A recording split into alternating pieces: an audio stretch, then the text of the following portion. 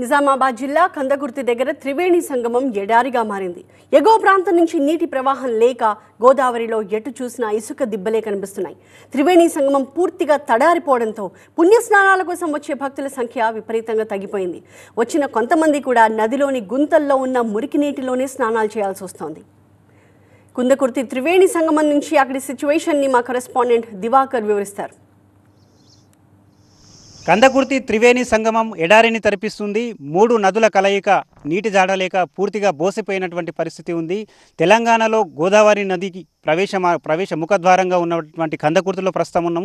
ఎటు చూసినా కానీ ఇసుక దిబ్బలు మనకు ప్రస్తుతం దర్శనమిస్తున్నాయి. 3 నదులు కలిసే చోటు. ఇది పవిత్రమైన పుణ్యక్షేత్రంగా కూడా భావించి భక్తులు పెద్ద ఎత్తున పుణ్య స్నానాల కోసం వస్తారు. గోదావరి నది కందకుర్తి ద్వారానే తెలంగాణలోకి ఎంటర్ అవుతుంది. గోదావరి నదిలో అటు హరిద్రా ఇటు మంజీరా నదులు కూడా వచ్చి కలుస్తాయి. ఈ 3 నదుల కలయిక ఉన్నటువంటి త్రివేణి సంగమం వద్ద ఉన్నటువంటి పురాతన శివాలయం వద్ద పూజలు చేసి మొక్కులు తీర్చుకునేందుకు భక్తులు తెలుగు రాష్ట్రాల నుంచే కాకుండా అటు మహారాష్ట్ర, కర్ణాటక నుంచి కూడా పెద్ద ఎత్తున తరలి వస్తారు. వారందరూ ఇక్కడ పుణ్యస్నానాల కోసం వస్తుంటారు. పిల్ల పాపలతో వచ్చి మొక్కులు చెల్లించుకుంటారు. ఇక్కడ ఉన్నటువంటి నీటి గుంతల్లోనే స్నానం చేయాల్సిన పరిస్థితి ఏర్పడింది.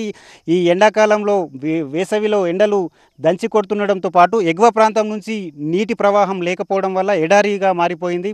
ప్రస్తుతం మనం ఉన్నటువంటి ప్రాంతం అంతా కూడా ఇసుక దిబ్బలు తప్ప నీటి జాడలు కనిపిస్తలేవు. ఇక్కడ ఉన్నటువంటి గుంతల్లో ఉన్నటువంటి మురికి నీళ్ళలోనే భక్తులు దూర ప్రాంతాల నుంచి వచ్చిన వారు పుణ్యస్నానాలు ఆచరించి మొక్కులు తీర్చుకొని వెళ్తున్నారైతే స్థానికంగా ఉన్నటువంటి చాలామంది ప్రజలు ఎన్నో ఏళ్లుగా డిమాండ్ చేస్తూ వస్తున్నారు. ఈ కందకుర్తి దిగువ ప్రాంతంలో ఒక చెక్ డ్యామ్ని నిర్మిస్తే ఎప్పుడు కూడా ఇక్కడ నీళ్లు అందుబాటులో ఉంటాయి, సస్యశ్యామలంగా కనిపిస్తుంది, ఇక్కడ పుణ్యస్నానాలకు కూడా అనువుగా ఉంటుందని చెప్పి డిమాండ్ చేస్తూ వస్తున్నప్పటికీ ఎవరు పట్టించుకుంటలేరు.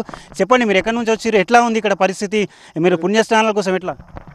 ఘోరంగా ఉన్నది సార్. ఇక్కడ చూస్తే బాగా ఘోరం ఉన్నది. లొందలల్లో తానం చేస్తున్నాము. ఆ లొందలల్లో తానం చేస్తున్నాము.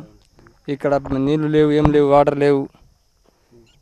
బాగా ఘోరం ఉన్నది. ఇక్కడ తప్ప దేవుళ్ళకి ఇక వచ్చి పూజలు చేయాలంటే బాగా ఘోరంగా ఉన్న, తానం చేయాలంటే ఘోరం ఉన్నది. నీళ్ళు లేవు, ఏం లేవు. ఇక్కడ డ్రామ్ కడితే మంచిగా ఉంటుంది. ఇక్కడ ప్రతి ఎండాకాలంలో ఇదే ఉంటుందా పరిస్థితి? ప్రతి ఎండాకాలం ఇదే పరిస్థితి. అంతకన్నా ఏం లేదు సార్. చాలామంది భక్తులు పిల్ల పాపాలతో దూర ప్రాంతాల నుంచి వచ్చారు. చెప్పండి, ఎట్లా ఉంది పరిస్థితి? నీళ్ళు లేవు, చాలా ఘోరం సార్. ఇక్కడ ఏదైనా చెక్ డ్యాము నిర్మాణం అనేది ఉంటే ఏంటంటే చెక్ డ్యామ్ నిర్మాణం ఉంటే వచ్చిన భక్తులకు నీళ్ళ సౌకర్యం అనేది మంచిగా ఉంటుంది. భక్తులకు ఏదైనా స్నానం చేయడానికి కానీ ఏదైనా కానీ ఉపయోగపడుతుంది. మొత్తం మీద ఎగువ ప్రాంతాల్లో నిర్మించినటువంటి భారీ బాబ్లీ కానీ గైక్వాడ్ లాంటి ప్రాజెక్టులు నిర్మించినప్పటి నుంచి ప్రతి వేసవిలో ఇక్కడ నీరు లేక ఇక్కడికి వచ్చేటువంటి భక్తులు ఇబ్బందులు ఎదుర్కొంటున్నటువంటి పరిస్థితి ఉంది. దిగువన ఒక చెక్ డ్యామ్ నిర్మించాలని చెప్పి వాళ్ళు డిమాండ్ చేస్తూ వస్తున్నారు. ఇక్కడ నుంచే మనకు బాసర్ కానీ శ్రీరామ్ సాగర్ ప్రాజెక్టు కూడా నీటి ప్రవాహం కొనసాగుతుంది. ఇప్పుడు ఎస్ఆర్ఎస్పిలో కూడా నీటి మట్టం ప్రమాద ఘంటికలను మోగిస్తుంది. 90 టీఎంసీల నీటికి గాను 10 టీఎంసీల నీటి మట్టానికి పడిపోయింది. అక్కడ నీటి లెవెల్స్ కూడా డేంజర్ బెల్స్ ముగుస్తున్నాయి. మొత్తం మీద త్రివేణి సంగమం ఎడారి ప్రాంతంలా మారిందని చెప్పవచ్చు.